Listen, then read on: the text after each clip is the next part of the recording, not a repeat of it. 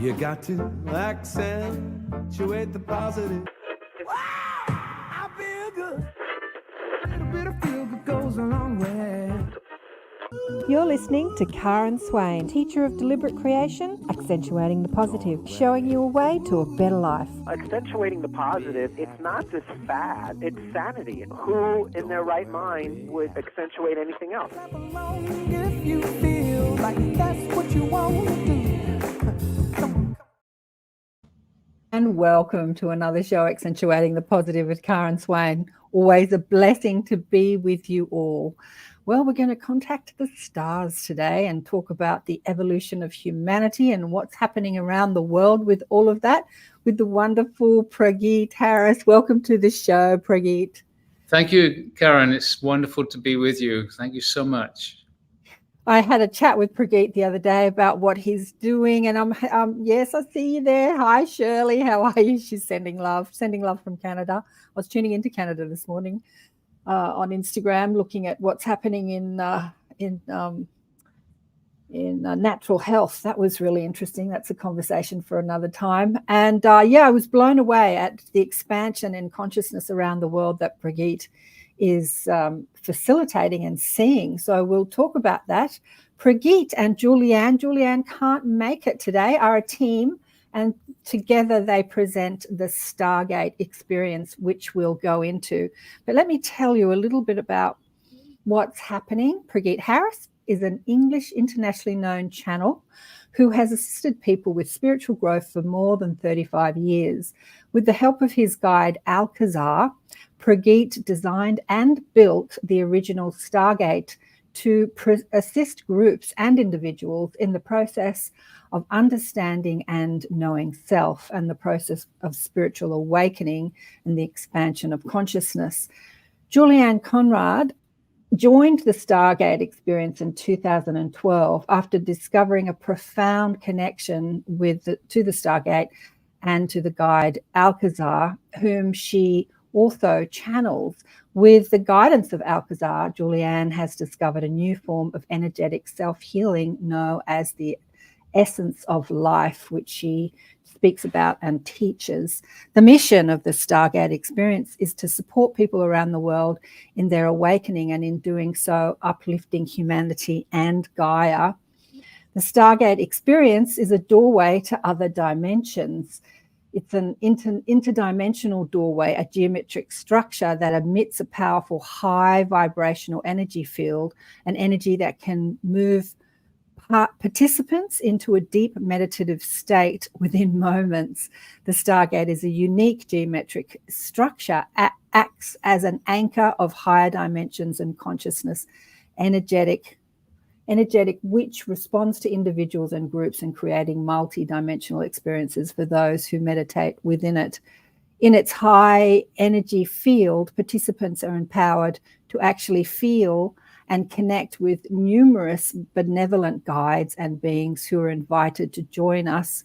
I think that it says here that people have an experience of touching the angelic realm, ascended masters, star families such as the Palladians, Arcturians, and the Galactic Command, and many others. And you can read more about the Stargate experience at the StargateExperienceAcademy.com. Is that right? The StargateExperienceAcademy.com. So I'd love to know how all this started for you. It was a long time ago. I actually posted this on, the upcoming show on Facebook, and who was it? Somebody on Facebook. God, I've gone blank on your name. Said that they met you 40 years ago in an experience that you were doing at a conference, and how great it was 40 years ago. So you've been doing it for a long time. It has been a long time, yes. And it wasn't something that I actually intended to do at all. It was a big shock for me. And the way it happened was I was living on Maui, and I'd gone there with a group of people, and we were about to buy a hotel and turn it into like a New Age center with massages and channelings and so on. I wasn't channeling at that time, but I just was very interested in supporting the awakening. And we would have weekly meetings about the business process. And one day I was totally exhausted, and my friend said, well, why don't you lie down and we'll give you a massage. So I was actually lying down on my living room floor with people massaging me. And I went into a very deep space. It was really timeless. And at some point, somebody started to talk, and it was really annoying because it was kind of disturbing my massage. And I just stayed with it, and it got louder and stronger. And in the end, I just kind of opened my eyes, frustrated. And my friend said, "Wow, you were channeling." I said, "What?" It was me that was doing the talking, and I was totally unaware of it. I said, no. And they said, "Yes, you were. Do it again." And I was still in that very relaxed space. So I closed my eyes and it started again. And I was totally shocked. And I kind of cut it off after a while because I didn't really know what was going on. But later on, I was in my own room and I was sat on my bed and I said, "If you are real, who are you?" And I heard loud and clear, "Alcazar." And that was such a weird name that it wasn't something that I thought my mind would make up. In fact, I got up and looked out the window to see if it was friends of mine kind of playing a joke on me. But no, it wasn't. And with their encouragement or persuasion, really, they just kept on asking me to do it again. And Alcazar started to come through and share some very interesting information. But because I was so skeptical, he started to give demonstrations. He would tell people that were there things that had happened to them earlier on in their life before I knew them. And so people would say, "Well, how did you know that?" And of course I didn't. And not only did he do that, sometimes he would say to people, "In 2 or 3 days, this is going to happen. When it happens, call Prageet." So I started to get these calls from my friends saying, "Wow, it happened. What Alcazar said, it's just happened." And so he was doing that really to demonstrate to me particularly and to my small group of friends that there was a reality here. It's beyond just my mind or my ego. And so I had to start trusting it, dropped the hotel project, and went on a totally different direction. The guides told me to drop it, which created a lot of upset with some of my friends, and the other part of my friends were very supportive. And so that led to a lifetime, pretty much, of experiencing the beyond. So when you say you dropped the hotel project, like you didn't drop all your work straight away to explore channeling, did you? I mean, it must have been a progressive process. I'm just going to, I know that's a question. I just have to remind people that we're actually on the United Public Radio Network and the UFO Paranormal Radio Network on 107.7 and 105.3 FM syndicated radio across the globe.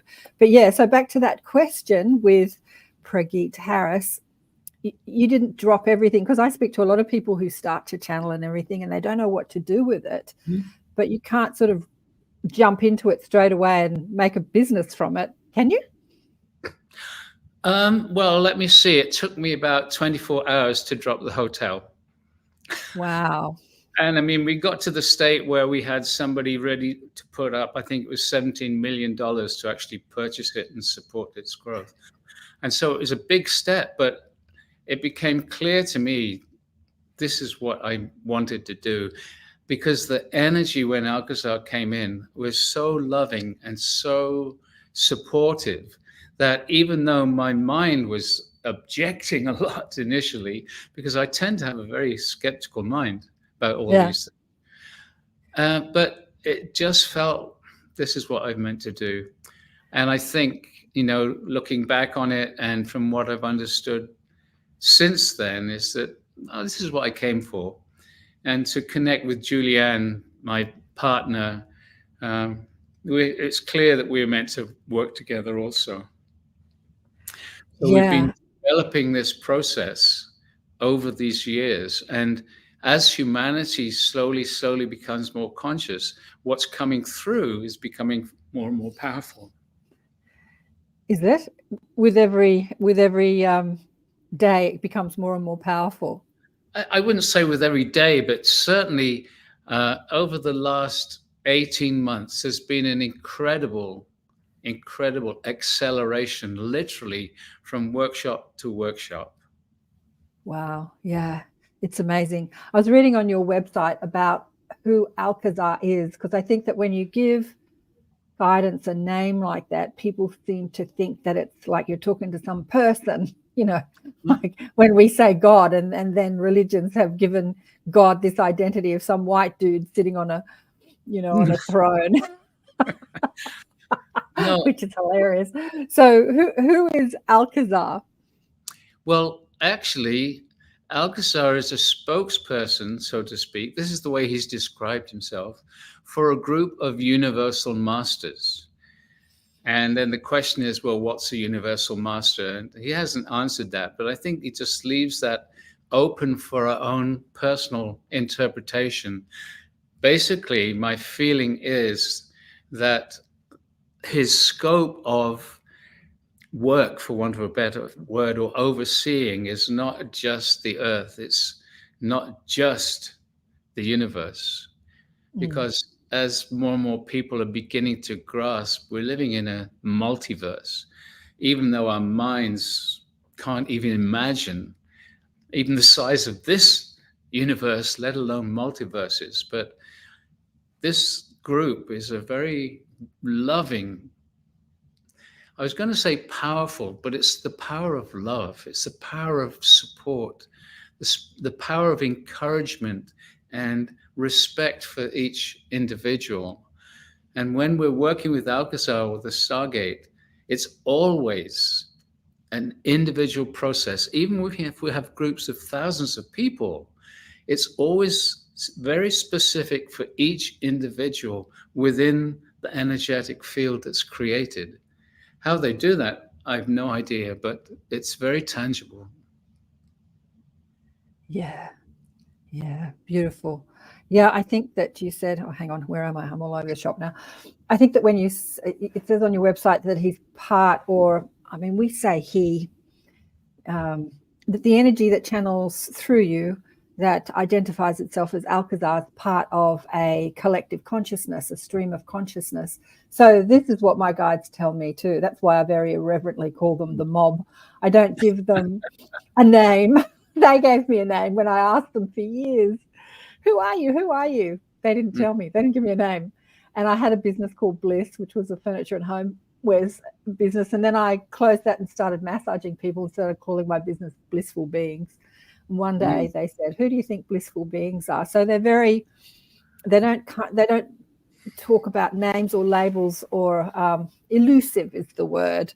And I think that Alcazar is the same. It's a collective consciousness. It's like a tapping into the unified field of infinite possibility, infinite intelligence that oversees worlds and universes. It's like bigger than our little human minds can really imagine, wouldn't you say? Well, we've been, for so many lifetimes, we've been here on the earth, body after body after body, and we've been so focused on this 3D reality. And we've actually strayed quite a long way from the actual original potential of humanity. And now we're moving back in that direction. And so we've been focused on physicality, third dimension, unaware of the greater realities that we're living within. And so for us, it's very difficult, in a sense, to imagine what it's like to be in oneness and to have this huge consciousness that is all one and yet individualized at the same time. Right. And so when Alcazar came in such a long time ago, he came in as Alcazar rather than a group consciousness, because it was much easier for people to begin to accept that. Absolutely. And one of the things that he said is that spirit, in whatever form, has always talked to humanity through parables, stories, as Jesus did a long time ago. And the reason for that is that our minds can't yet grasp this vast reality and the fact that there's nothing to do, which is one of the things that Alcazar has been saying for at least 30 years. And that's very often misunderstood, because when he says there's nothing to do, he's talking about there's no doing from the mind. This existence starts to flow through you, and movement happens without a mental decision.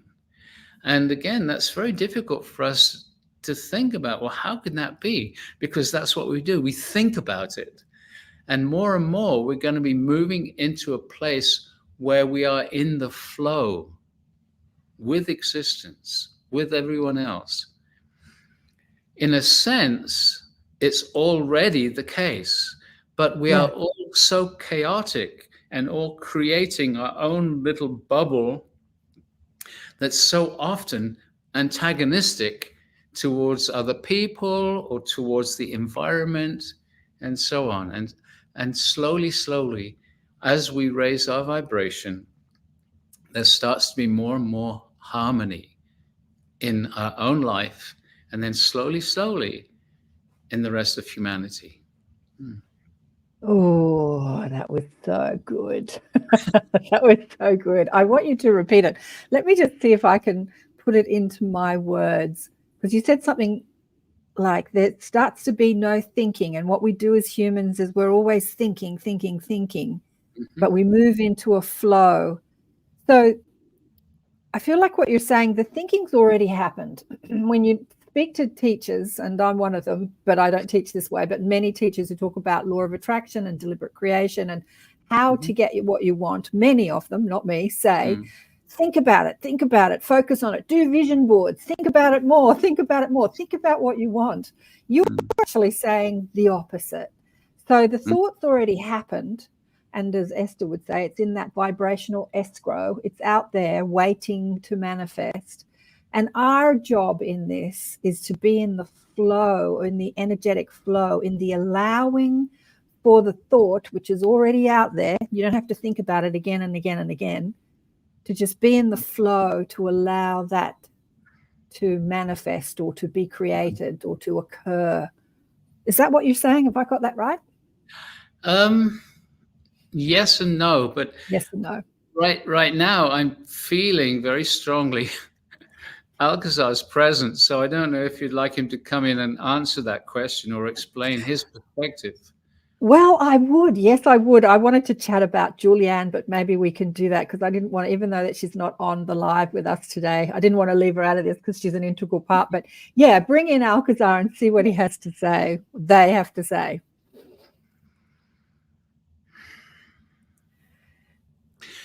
Beloved ones, we are with you. We invite you to simply relax as we share few words and energies with you. For as we talk, there are energies behind the words. So when you ask this question, we would like to say a few words about what you call the act of creation. You are vibrational beings. Your very thoughts, your very feelings are vibrations. Your very acts are vibrations. And so you are vibrating every single moment. The vibrations are not just of your conscious thoughts. For because of your upbringing, you have many subconscious patterns, which are also part of your vibration. Many people, we would still suggest most people, have within their subconscious vibration patterns that have feelings like, I'm unworthy, I don't deserve, I can't have what I want. And they are there in your field. And so if you are wanting to create something in your life, but you have a program within that says you don't deserve it, that literally cancels out the feeling and the thoughts that you are trying to put out to the universe, to existence, to the quantum field, however you visualize or imagine that creative force. So you are with your mind and maybe with your heart and your feelings asking for something, but immediately you are also putting out, I don't deserve it, I'm not good enough. And so that creation doesn't happen, or it happens in a very small way when it could be a grand creation. So existence or spirit, or we would call it the quantum field, is constantly, moment by moment, reflecting back to you what you are vibrating. So you can understand perhaps when you are angry, frustrated, this is what you are vibrating. And you know from your experience, no doubt, that when you are angry, things keep on going wrong, making you more angry. So existence is immediately reflecting back to you. That's energetic that you are radiating. So our function, or one of our focuses, is to assist you freeing yourself of those unconscious programs.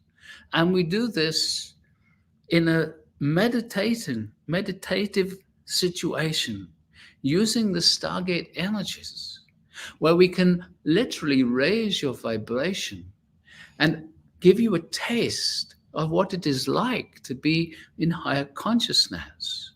And from that point, you can start to see or sense these unconscious patterns and start to release them. We can show you how to let them go, remove them from your field. And then your creativity naturally happens, not because you are thinking hard and feeling hard what you want to create, but because it comes naturally from your beingness and your, what we call your superconscious self or your higher self. So we are saying, beloved one, become free of the old programming, and that which you are desiring happens naturally. Okay, we thank you for taking these moments to hear our explanation. Beautiful. Thank you. Thank you. So is Alcazar still there? So I had a question about that, but I'll ask you, Prageet, because I know you and he are one, really. So when you think something like a Stargate experience, like a Stargate structure, let me show people what the Stargate looks like.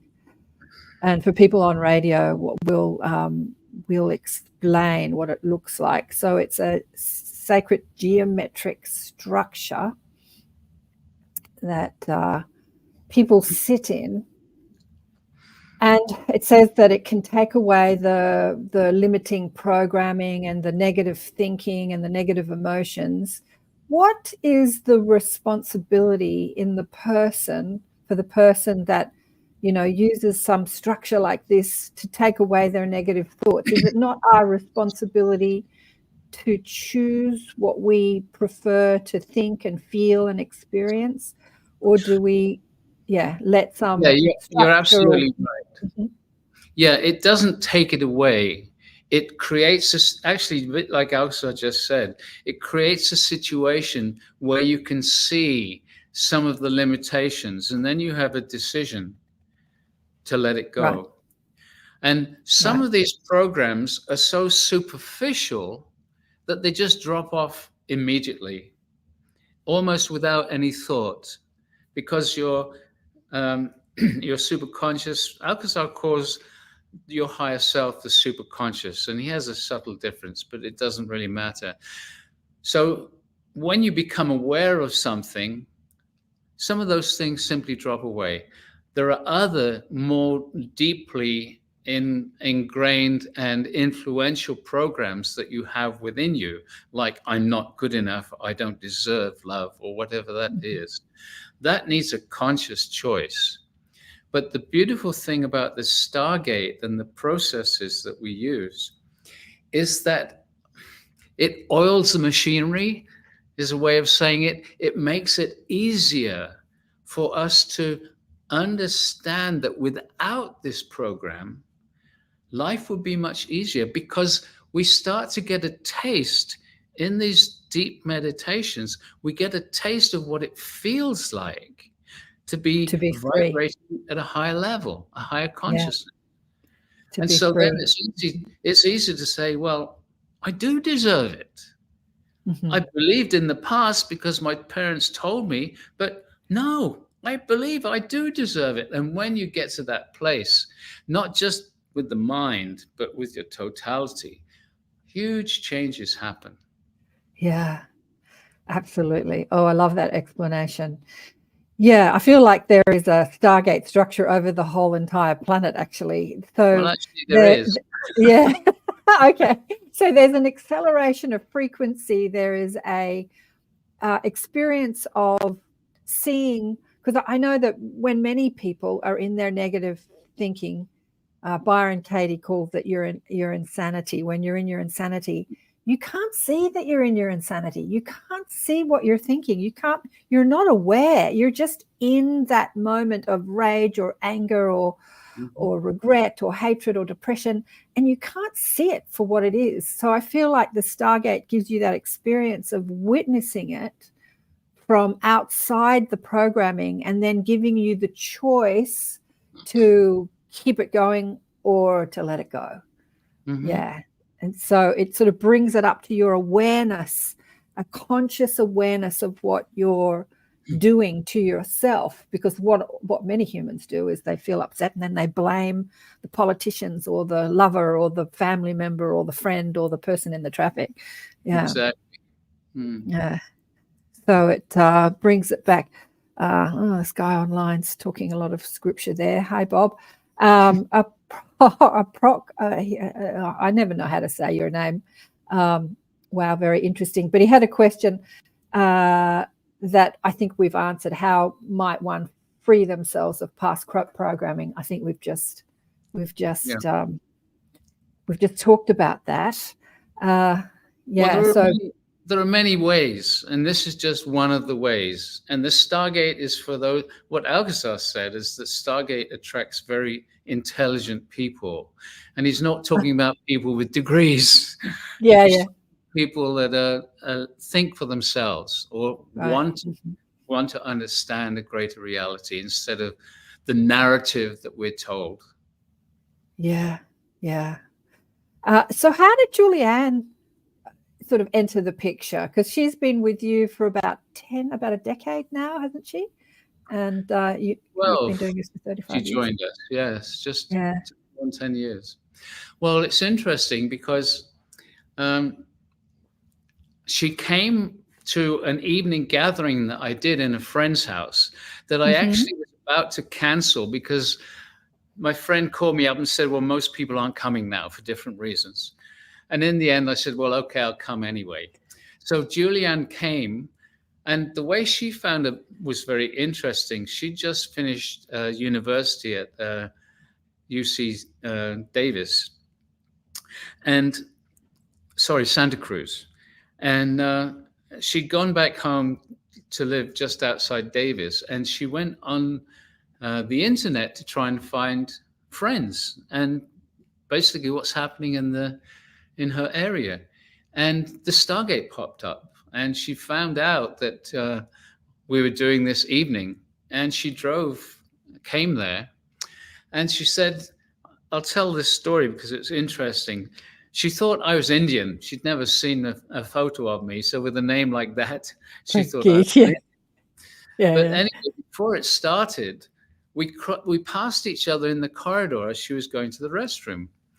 And as soon as she saw my face, she got this, what she called déjà vu of the future. And she heard very clearly, Your life is about to change. You're going to travel the whole world, and you're going to have more fun than you could ever imagine. And this happened even before she'd had an experience. When she saw the Stargate for the first time, she felt this wave of energy coming at her. And that was basically her first experience. And I was about to go off and do a large conference. I'm not sure where it was anymore. It doesn't matter. I was going to go and do a large conference, and she called up and said, "Can I help?" And I said, "Well, it's a expensive flight. I've got helpers already. So save your money and come when I'm doing something a bit closer." And she said, "Well, I really want to come, and I'll come anyway." But the amazing thing was, like 2 days before it happened, both my helpers called and said they couldn't make it. So I called Julieanne, and she came, and actually her mother came as well. And the two of them helped me with sessions and organizing. And the Stargate was so popular. I had a hotel room there, and we were doing mini workshops with like 12 or 15 people squished in the workshop, in the hotel room around the Stargate. And the Stargate is like a 6.5-foot structure. And we created experiences there. And we had like one group after the next. And these two, Julieanne and her mom, were working flat out to keep that flow going. And since then, it's like we've been working together. I was over in Maui with so much work to do. And my friend said, "Why don't you call this woman, whoever it was, ask her to help?" And so I called up Julieanne. It was Christmas Eve, I believe. Called her up and said, "Hey, do you want to come to Maui and help?" I had so much to do, and I knew she was good on the computer. So she came over, and when she arrived there, the computer broke. And I had to get a new one, which came from the mainland. So we had several days just to get to know each other. And in doing so, during that time, Alcazar came to her and started channeling through her. And from then on, we've been working together and growing together. So it's been quite an experience. And she apologized for not being here. She really wanted to be part of this experience. Yeah, well, we'll get her on another day. But I love the generational gap between you. I just think that's great, because in our generation, so many people say, "Oh, I don't do technology." And, I have to say, I think that is a idea of oldness. It's like keeping up, because technology, you've got to keep up. Like I regularly, study things to keep up. And because it moves so fast. Mm-hmm. And you can get sort of like, oh, it's all too much. But I hear that so often from our generation. But the younger generation are just, they're on it. They're just on it. And so it's great that you've got these two generations that are bringing this information. Also, you're attracting from all, parts of humanity, from different generations, from the older generation, the younger generation. What are your seminars? What are the majority of the people coming to your seminars? Are they all generations, or is there a? We have all generations. We have more and more of the younger people coming. In fact, in Azores, we had somebody, I think she was 13 or 14. So occasionally we get younger people like that. We're having more and more of the 20s and 30s, but it's still more of our generation, 40, 50 and upwards. And I think partly that's to do with the fact that many people have reached that stage in their life where they actually have a little more time or energy or financial ability to actually start exploring more. And I think that's part of the nature of humanity, is that initially you're very much about working in the world. And then you start to realize there's got to be more than just this. But the beauty about the younger generations is it doesn't take them very long to realize, hey, there must be more than this. Yeah. And so they're really waking up more rapidly. And we do have to honor those generations that have gone before us, because with each generation, there's more understanding, more awakening. And I'm grateful for my parents and the struggle that they went through to enable me to have the wisdom, in a sense, and the love and the care to do what I'm doing.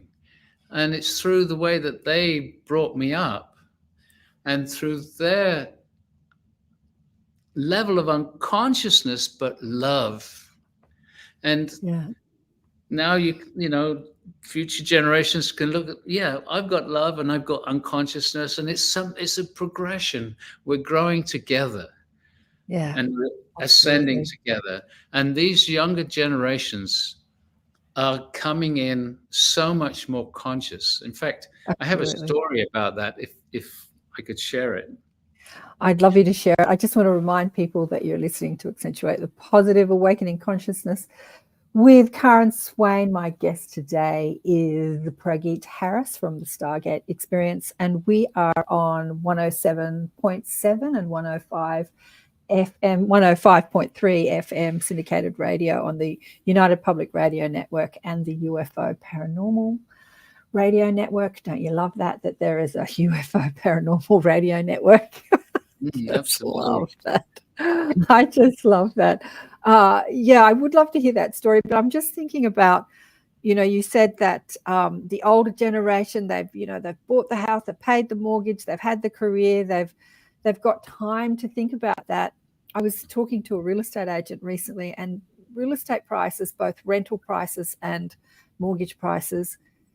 I went to see a flat the other day. A friend is looking to buy one that was hideous, dark, moldy, looked onto a brick wall. Every window looked onto a brick wall on a main road with lots of noise. $1.1 million they wanted for it, right? 2-bedroom flat on a main road, no parking, dark, dingy. And I'm like, how does anyone afford to buy anything in this city? So the younger generation, like, they have to focus on. I feel like it's like a ploy to keep us dumbed down. Like, you have to focus on making the money to be able to survive, and you can't think about anything else. But yet you're saying that, and I'm seeing this too, the younger generation are so conscious or awake or awakening that they're not letting that distract them as much as like when our generation were struggling to pay bills and things like that, right? Yeah, part of our programming was to go to school, get an education, get a job, get married, buy a house, have kids, and rinse and repeat. That was the programming that we had. And fortunately, that's not so much of a programming that's coming into the new generations. Yeah, absolutely. But what was happening that I really wanted to share with you happened a few years ago. We were doing a workshop actually in Bulgaria, and we had a large group of people.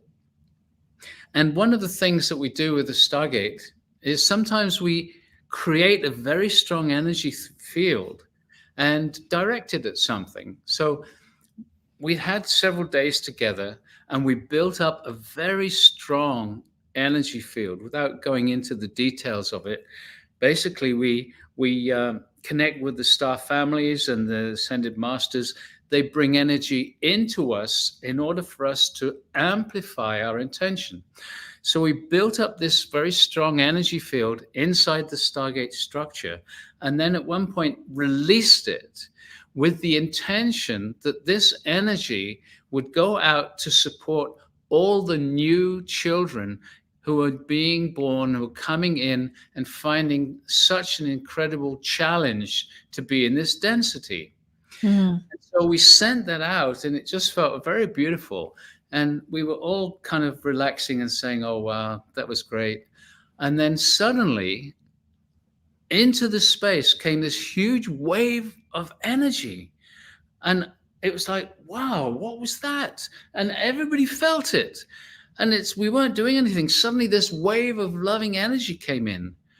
And we were saying, what was that? And Alcazar came in and he said, when you sent that energy out, it went out around the world as you'd intended.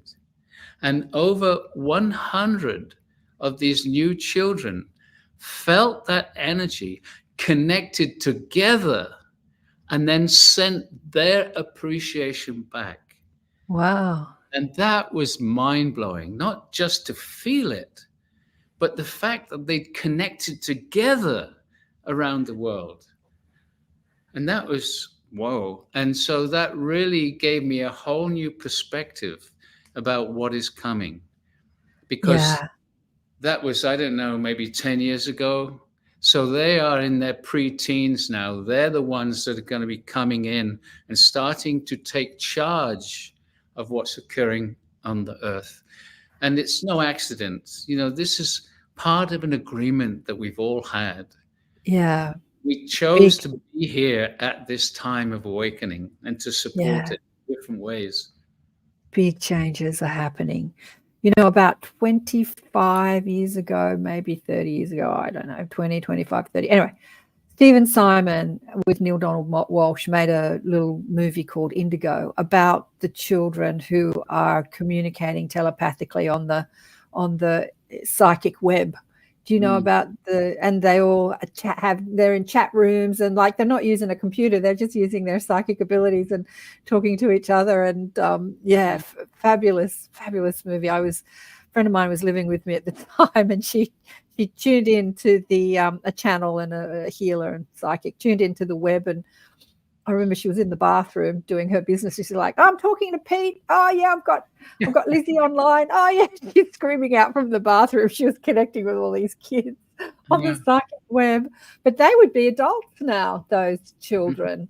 I mean, that was a conversation that was going on 20 odd years ago, and yet it gets stronger and stronger with the new generations that come in. That seems to be these psychic abilities, and that you're talking about. Yeah, it's amazing.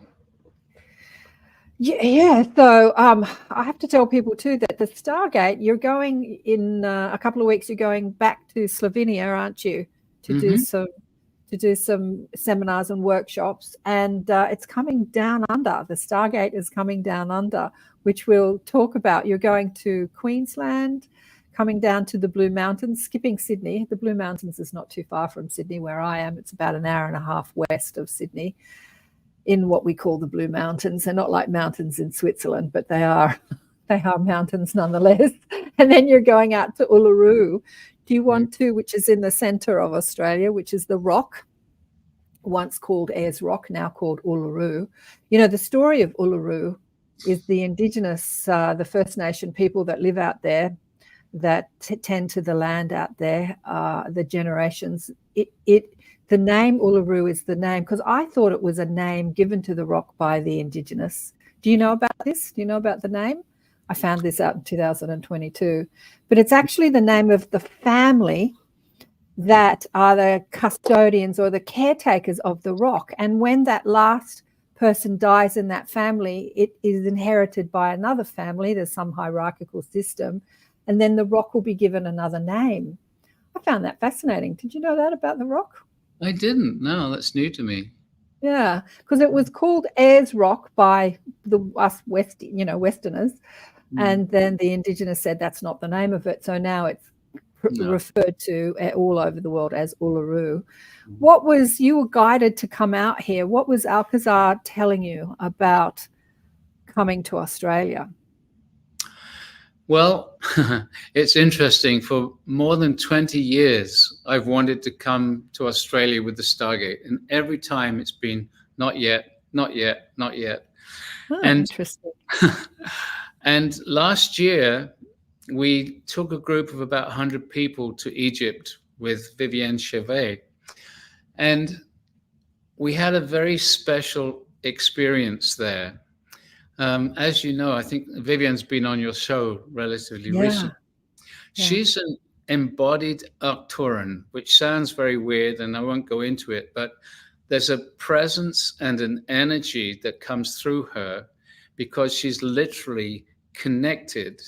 Her biology is connected to the Arcturans and beyond. She has a memory which goes back infinite number of years. She's been around, her consciousness has been around for millions of our Earth years. So she embodied in order to support this process. We met with her, we've worked with her, and the guidance was that we should go together to Egypt. So we went there and we did activations all along that sacred valley. But the primary one happened between the pores of the Sphinx. And we were asked to create a strong energy field with the Stargate, which we did. And then Vivienne brought through from the various galactic delegations energies which created a reactivation of the information that's held in the libraries beneath the Sphinx and all along those different sacred sites. And it was, I even find the words to describe how wonderful an experience it was. It was so touching. We were in tears afterwards. Mm-hmm. And from that, there's an energetic line that connects the Sphinx, the Master Pyramid there, with Uluru. And we were shown then the next step has to be Uluru. And as many people know, the Pleiadians are still there energetically with Uluru. And there's sacred doorways there, 2 doorways which are right now very, very limited for different reasons, shut down. And it's been waiting for the time for humanity to raise its consciousness sufficiently to allow the reopening of those doorways or that Stargate that is Uluru and the very many dimensional aspects. It's not just a rock. It's an incredible, powerful point on the Earth's grid, power grid. When that activates, it's going to release an energetic which will accelerate the human awakening process. And that sounds very grand, and yet that's the reality that I feel, I'm trusting, and that we've been told. And so we're going there with 2 very small groups of people, just 40 people in the groups, with the intention of literally calling forth those people that know they need to be there to come and join these 2 small groups to do this activation. And we've been asked from the Pleiadians and the Arcturans and the many different delegations from around the universe to gather to create this energy field as representatives of humanity, to receive the energetic support, to allow the energies to come through us that enable the reopening, the reactivation of Uluru and the portals that are there, the Stargate that is functioning at a very, very low level right now. And as you know, and so many people have said, when you go to Uluru, you can feel it. Well, after this, it's going to be so totally different. It's interesting. I don't know. Because friends of mine wait to experience it. Because friends of mine are putting on the Cosmic Consciousness Conference in Chris's time, just after you're there. So I'll be interested to hear about the difference, because there'll be I don't know how many people, maybe 40 or 100 people. I'm not sure how many people they gather doing this sort of work. But that story that you've shared about activating portals and stargates and grids around Uluru is something that many people go to Uluru to do, and they share that same story. So when you were sharing that with me the other day, I was talking to my guides and I'm saying, so what's different about this one that all the rest? And they said, like, incrementally it happens. But then we started talking about supporting the gathering of conscious people coming together, because there's been what can I say? There's been sort of limitations on that. Like there are gatherings that are supported for rock bands and business meetings, but I find, and many people find, that when trying to gather a lot of people for a consciousness event, it's difficult and expensive, and a lot of people lose a lot of money doing that. You've had the opposite experience with your Stargate.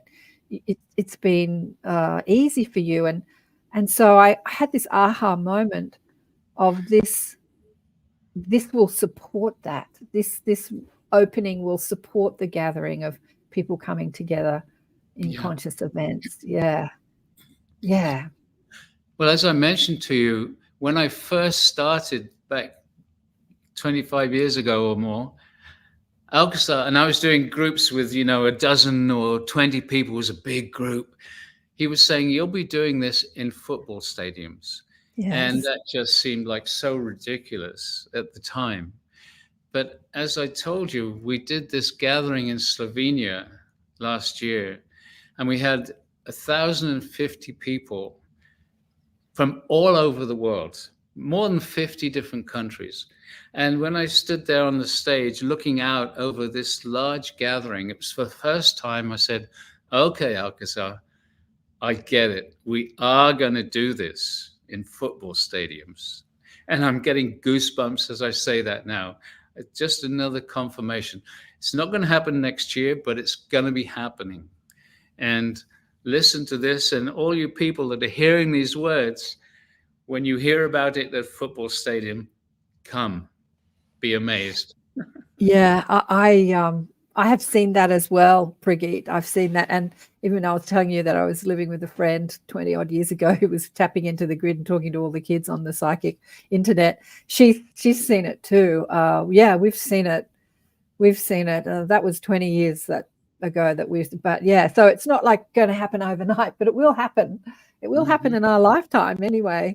Yep, yeah. absolutely. Yeah, the expansion of consciousness has been exponential, because I have some friends that did Joe Dispenza. Was it last year, the beginning of this year? Can't remember, but recently. And he had about 5,000 people in Queensland doing one of his weekend workshops, seminars. And I'm like, who were these people? And she said, they came from all over the world. Right. So he's gathering big numbers. And she said that maybe it was 3,000, maybe 5,000 applied, but he could only fit 3,000 in a venue or something like that. Yeah. So the expansion is happening. It's incredible to see the expansion and how this stuff is gathering. So that activation of the grid or the portal or what's ever happening in Uluru, that's like a grid structure, an energetic grid structure, which will support us coming together and gathering and creating, and it'll support that. That's what I see anyway. And it will support Gaia, the consciousness of the earth, and the actual rebalancing of the planet in many different ways. Yeah.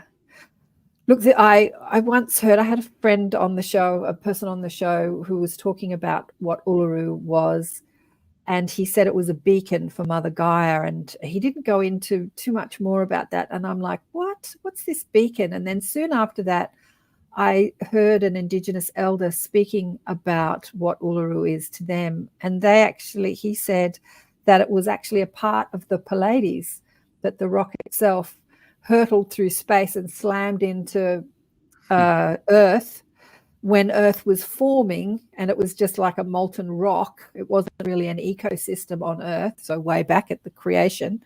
And a part of the Pleiades, it's like what we see is Uluru, which is this massive rock, and you'll see it, it's huge, is but a tip of what is actually underground. There's this massive rock underground that goes way into Mother Gaia, and that it activated life on planet Earth.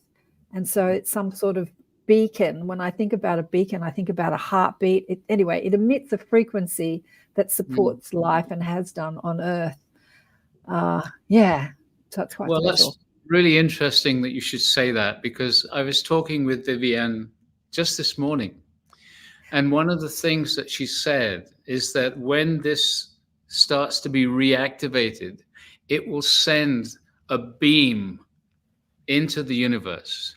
So it's going to amplify, and that's going to help connect us in many different ways to the star families. Yeah. It's also saying we are ready. It's an indication that the awakening process has reached sufficient level for this activation to happen and for more support to come to help humanity in these incredible times. And even though it seems like the world is breaking down into chaos, which it is on the surface, the vibration and the consciousness of humanity is actually rising. And some people find it difficult to understand why this breakdown is necessary. But the thing is that unless those old structures break down, we can't rebuild them in a more conscious way. And whilst that is happening, those people that are still stuck in that old world way of living find life more and more difficult. And we understand that, and it's a challenge for them. But what's happening for many, many people already is that they are feeling that there's no point to life as we are living it. There must be something more. Yeah. And as soon as people get to that place saying there must be more than this, just working hard, stress, illness, suffering in the world that we're living, hearing about all the tragedies, there must be more. And as soon as people, individuals, start to say there must be more, then they are, without even realizing it, asking for more awareness to happen. And there are literally hundreds of thousands of people turning to meditation and other techniques to start awakening. Almost daily, there's more and more people searching. And that's what's raising the vibration. It's not these people on the edge of spiritual awakening. No, it's the masses beginning to say there must be more. What else can there be? Yeah. And that's the beautiful thing that's happening underneath the chaos that's happening in the world. Yes, absolutely. I think the acceleration of the awakening of the masses started in not started, but accelerated exponentially in 2020 when we went through what we went through across the world.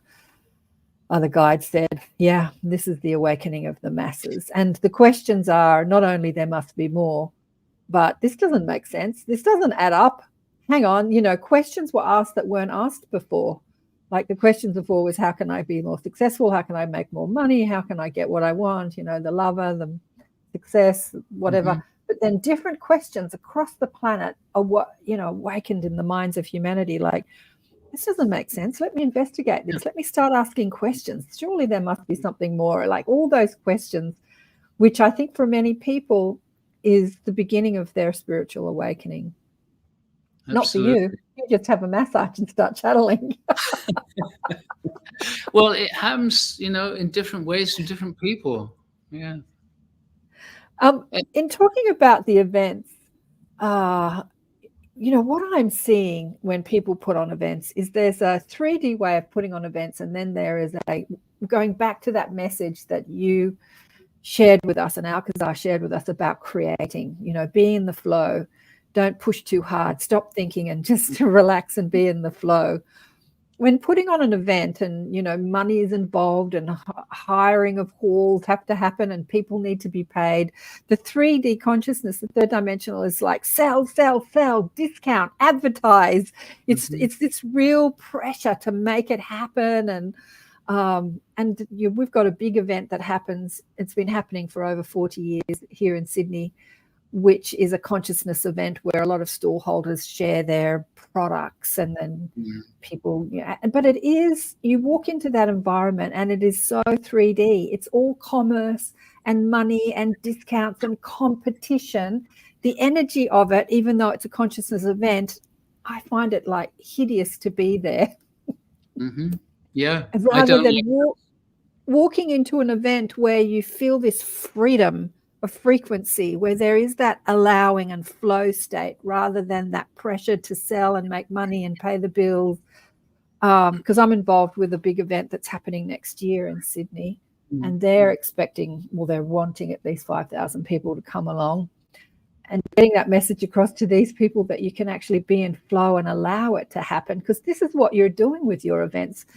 You shared with us about Slovenia, but something that you shared with me the other day that you haven't shared today was about people donating so that other people could attend. Do you want to, that just warmed my heart. Do you want to share with people what happened? Well, our whole premise with the Stargate is community, connecting with each other, recognizing that everyone around the world in all these different countries, basically we're all the same. Our desires are all the same. And so Alcazar has been stressing the importance of community. And so we created what we call a Stargate Global Gathering. And we did our first one in Slovenia, actually, and then COVID came. And so it was several years before we could do the next one. And we decided to do it in Slovenia again. And basically, because of this intention to connect with people, is to understand that there's some people that are experiencing severe financial difficulties. It's temporary, perhaps, but that's their experience. And they wanted to be there too. And so we just invited the community to donate. They sent us money, and we took that money and we said, we will put in the same amount of money. So whatever you contribute, we will also contribute. And we created this fund. And we had 1,050 people there in total, but over 200 of them were supported to be there. Their hotel was paid, the workshop was paid, and for those that were coming a long distance, we gave them a large chunk of money towards their airfare, so that all those who really wanted to be there could be there in person. And the beauty of that is that you start to meet these people. I think more than 50 different countries represented there. And you start to connect with them and feel them and recognize the heart and the similar desires and the sharing of the meditations together. And it is such a heart-opening experience, because many people feel very alone in the world, even if they're in a very, in a city or in a large community. They feel alone because they're the only ones that are feeling this same way, holding this higher vibration or this desire for more in this spiritual context. And so the whole work of the Stargate is to reach out to make this available.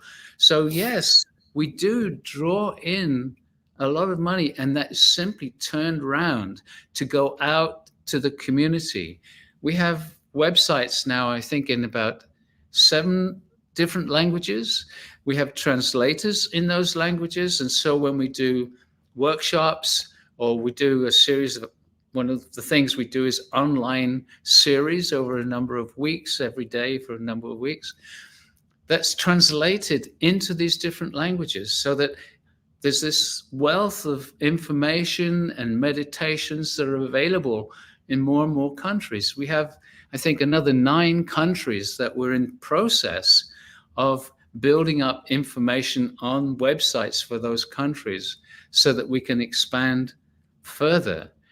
And we have a large team of people around the world that are part of the Stargate team. So we're supporting people in some of these other countries where financially life is difficult, but they are being supported by the work and by what their contribution in this whole Stargate experience project. So it's a delight. And Oh, my feeling is, yes, it is doing well, and it's doing well because it's coming from the heart. It's not coming because I want to be a multimillionaire. I'm absolutely not. But it's about what's really important is this opening of humanity and supporting people, because we all need finances in this reality that we're in right now. So it's supporting as many people as we can to expand, have the experience which enables them to be more creative. And many workshops, we get the feedback from people afterwards. Well, I didn't really do anything. I was just there for the workshop, but my world has changed. People say this all the time. Something's changed. I didn't do anything, but everything seems to be different. People are talking about their relationships getting better. There's one wonderful story about this woman that came with her husband who thought all this woo-woo stuff was BS. He didn't want anything to do with it. And this was in Sedona. And the husband was dropping the wife off to come and have a Stargate meditation experience. And he didn't want to be there, but she said, please just stay for this first session.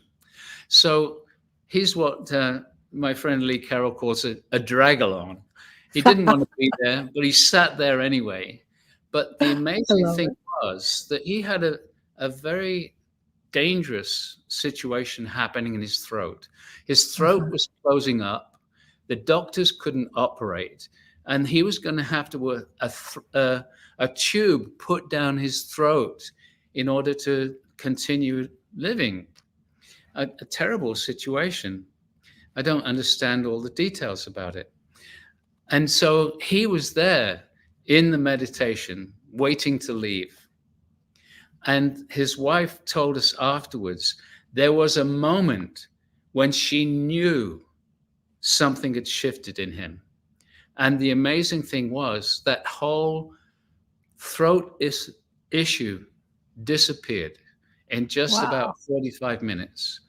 Wow. And things like that happen in these workshops that we do. There was a blind lady in Germany who got her sight back in an hour. Incredible things happen. But it's not just physical changes, although there's been dozens and dozens of them. It's emotional changes. It's mental expansion, stress disappearing, awareness happening. People's life change effortlessly. And that's one of the things that Alcazar's gift is, that change can be effortless. It's time to stop trying. He said that we're all trying to become enlightened. And he said, you don't have to. You came here eons ago on your timeline. You came from the stars. You came from enlightened civilizations. So you don't have to try and work hard at becoming enlightened.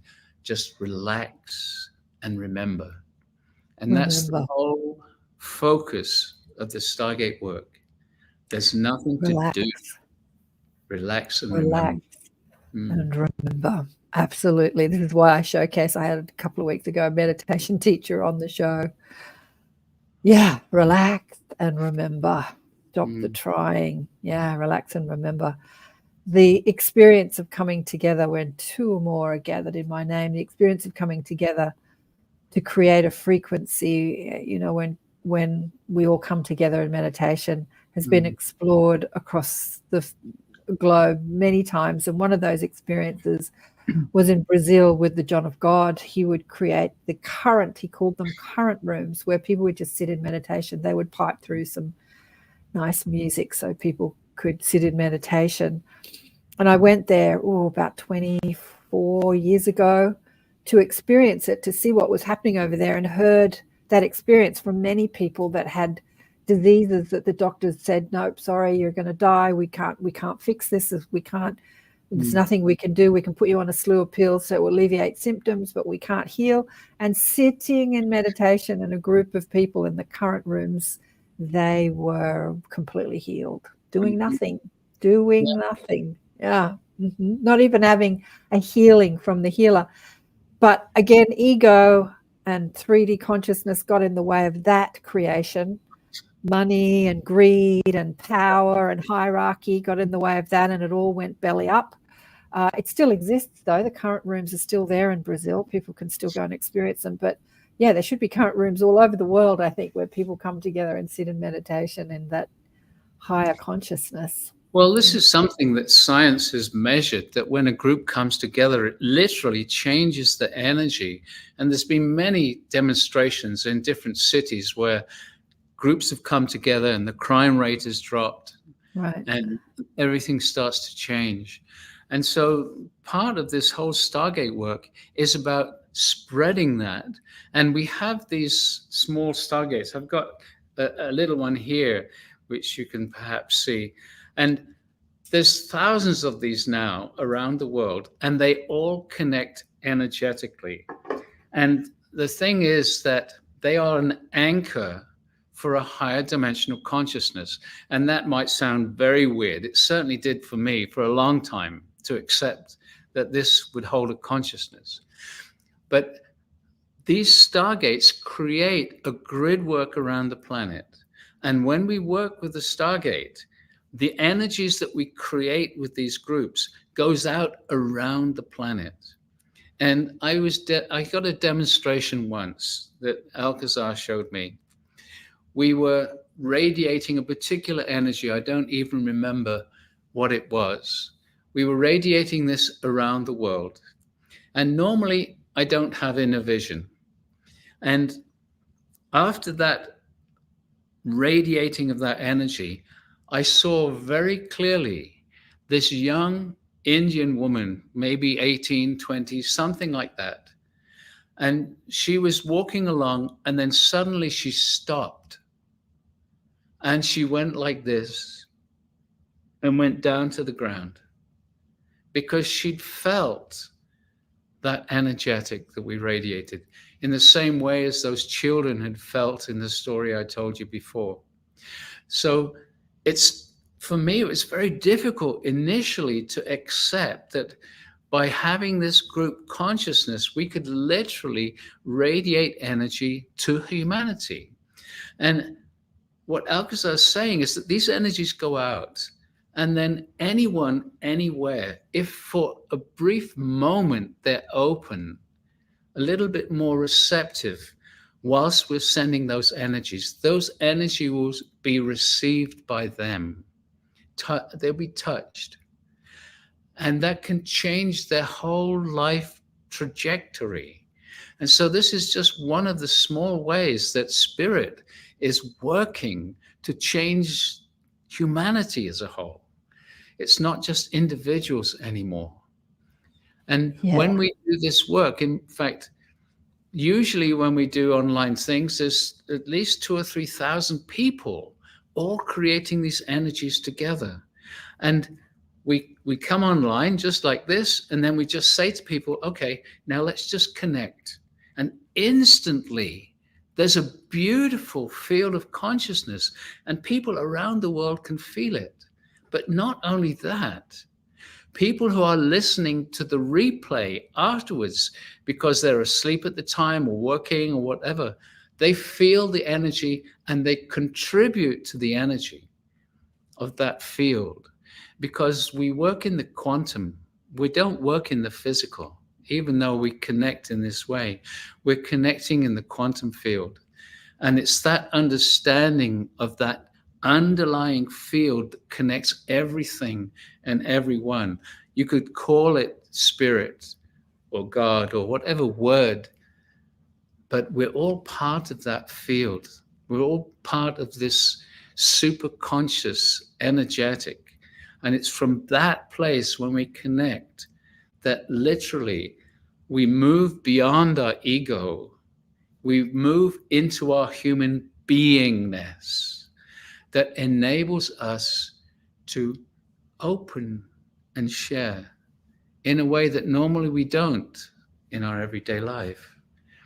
And the more people that start having those experiences, the more rapidly we're going to evolve as humanity. And the beautiful thing is, more and more people are reaching that state. Absolutely. Oh, beautiful. Kimberly asked here, can you get a Stargate? No, I'm thinking that she's asking about that little structure that you just showed us, that little, how big is it about yeah, this is, football? we do have these available. You can go to our website, the StargateExperience.com.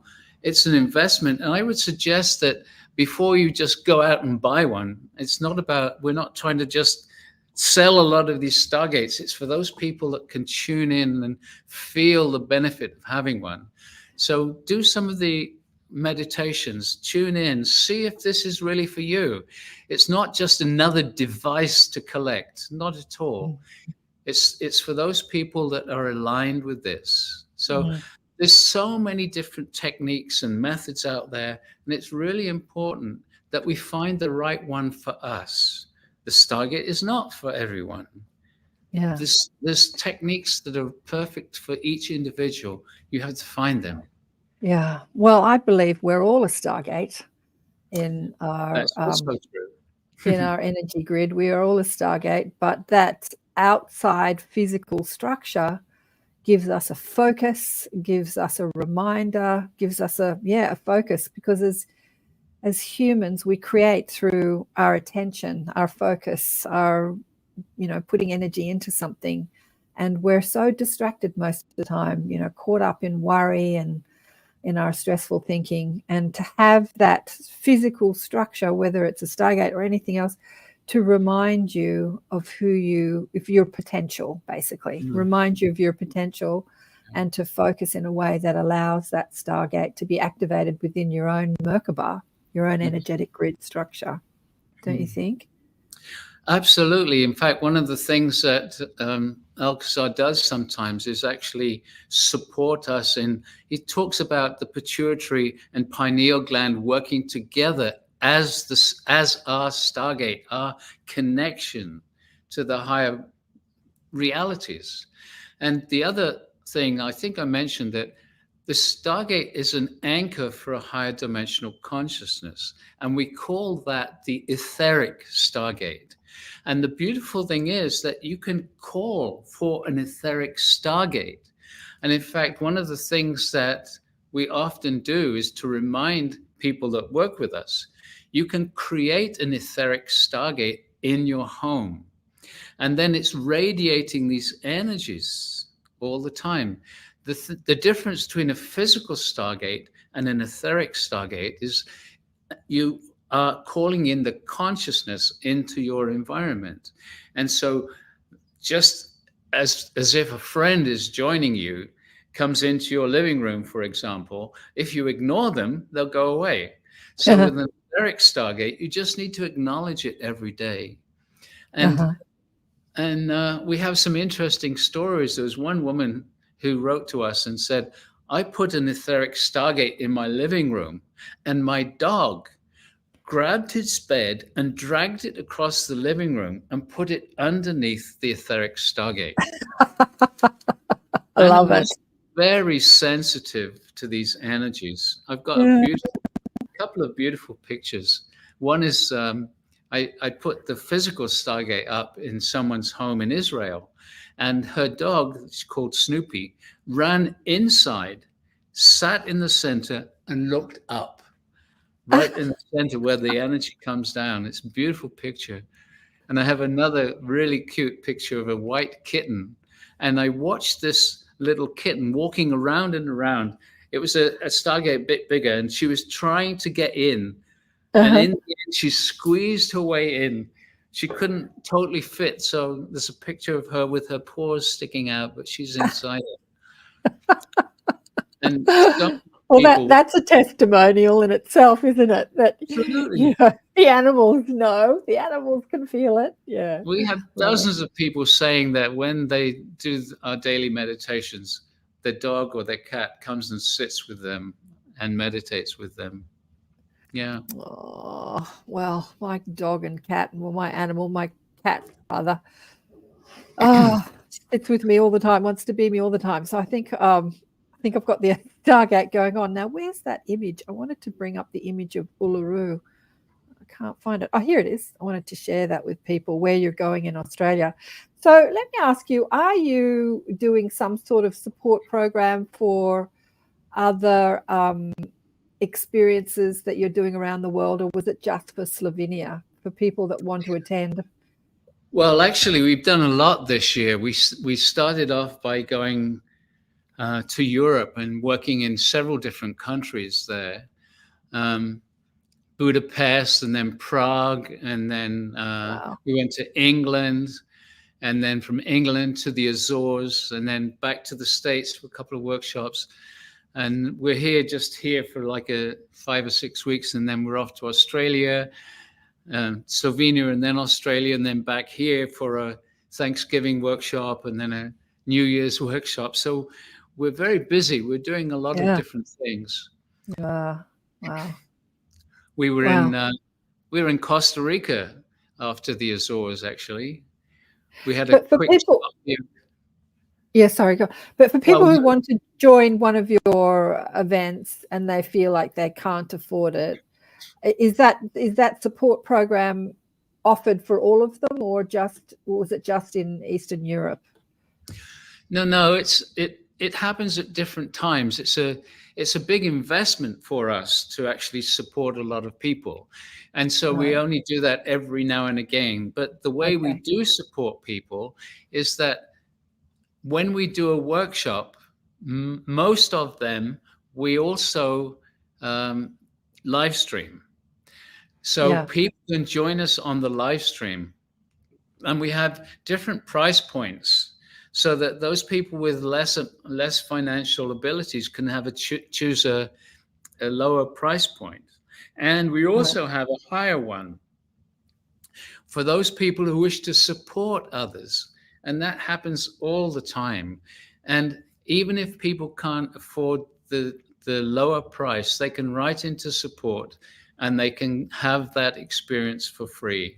So it's not about making money. It's about reaching as many people as possible and honoring and appreciating those who can support us financially to make it possible to support all those other people who are challenged financially right now. Yeah, that is just so cool. I just love that, Prageet. I really do. So this image that I've got on the screen now for people on radio is showing where Prageet and Julieanne are going. So you're coming from Eastern Europe and you're landing in Brisbane, Queensland, and you're doing an event on the Gold Coast was it mid-September, I think? The Sunshine Coast, in Sunshine September. Coast, Gold Coast, same place. And this is something that we really want to welcome as many Aussies to as possible, because we want to share the experience of this energetic with as many people as possible in the physical. And we've made it a lower price than the other workshops that we're doing, which are much more focused for those people that can support this process right now. And there's a reason behind that, because we're trying to create a financial abundance in order to do the next step of the Stargate work, which I won't go into right now. No, because we've only got 7 minutes to go. And then you're coming down to the Blue Mountains. You're coming down to Sydney. I suspect you're flying into Sydney and driving up to and you are with Viviane Chauvet, who was on the show a few weeks ago. So Viviane's coming out with you. Viviane and I forgot to actually talk about it. We got so into her work with the Arcturians that we didn't even talk about it. And then you're chuffing off to Uluru. So you'll be in Uluru in October. All the dates and everything are on the website. There is a link underneath this show in all the platforms that gives you all that information for the Australian tour, if you want to click that link or go to the website, whatever. And so it's very exciting. I'm really chuffed that you're coming down under, because so many people I've spoken to over the years have said how they really want to come to Australia. Yeah. so far to go and so expensive and yada yada yada and all that sort of stuff. But I love that you're completely supported in this. Yeah, it's beautiful. Yeah. Okay, so any last thing?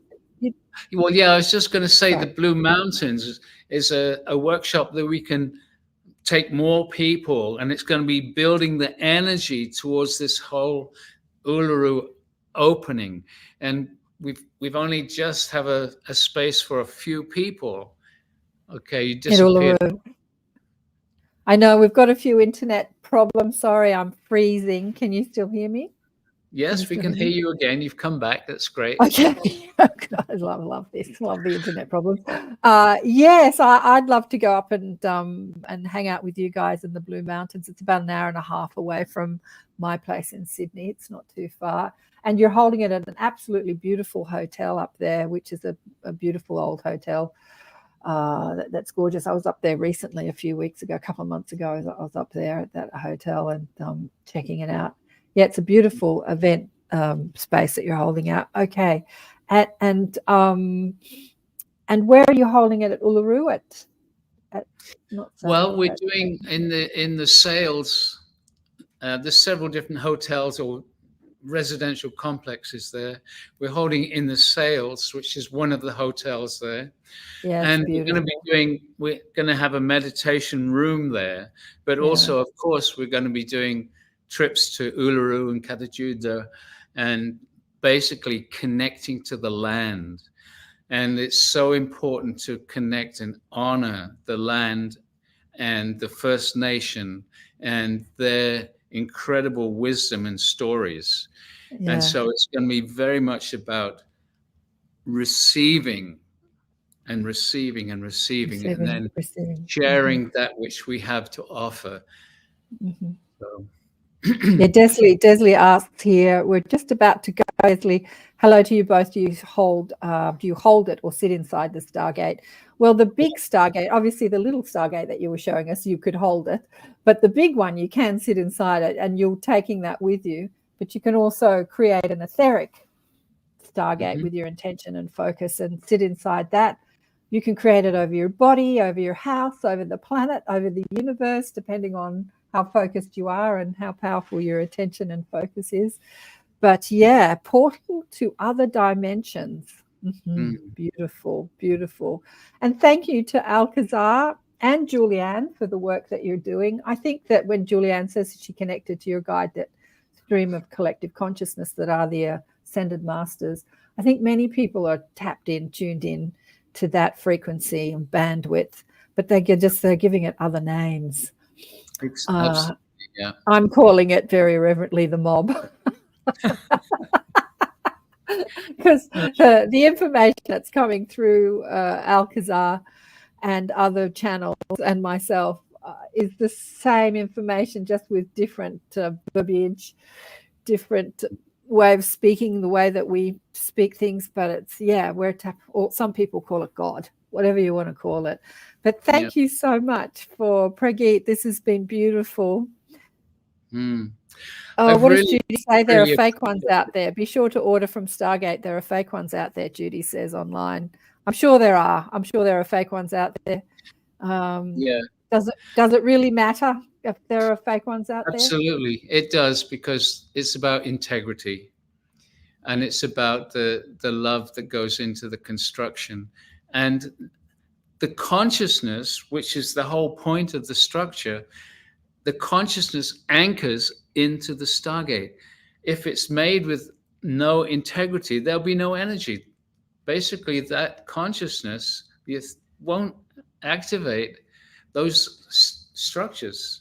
They may look the same, but they won't have the energy. It's about integrity.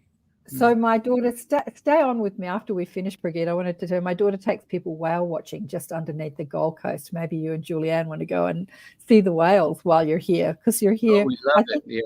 I think the whales will still be there. They're at the moment. She's sending me all these video clips of the whales waving and talking to them. But thank you again for coming on the show. It's been an absolute joy and a pleasure. And I look forward to meeting you in Down Under. Woohoo! Yes, indeed. Yes. We look forward to seeing you in the Blue Mountains.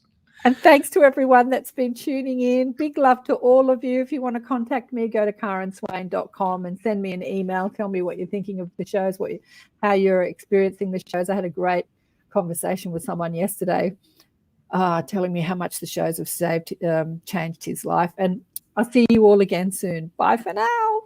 Bye-bye.